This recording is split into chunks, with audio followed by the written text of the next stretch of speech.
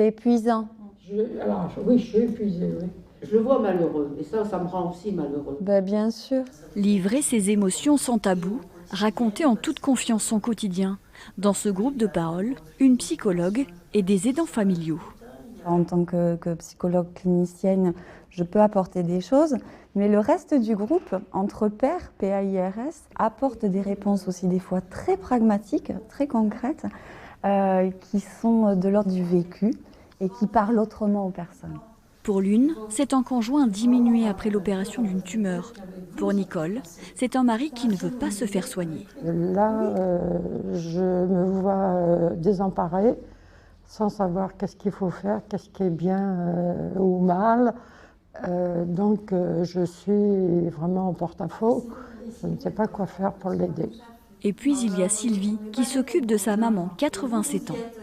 Quand on la voit, il n'y a pas de handicap visible, mais elle est quand même reconnue à 80% d'invalidité. Coucou maman, ça va? Oui, ça va. Bon, et les cannes? Ça va.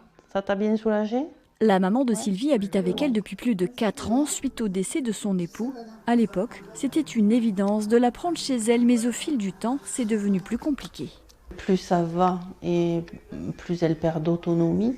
Et du coup, au quotidien, ça rajoute de la charge mentale à celle qu'on a au boulot et en dehors, et les courses. Encore ce matin, à 6 heures, elle s'est levée pour aller aux toilettes. Elle a failli tomber. Depuis, elle marche très mal, donc j'ai appelé le médecin, je l'ai amenée chez le médecin. Pour Sylvie, Nicole et tous ceux qui y viennent régulièrement, ces groupes de parole sont devenus un rendez-vous indispensable pour respirer un peu avant de repartir auprès de leurs proches.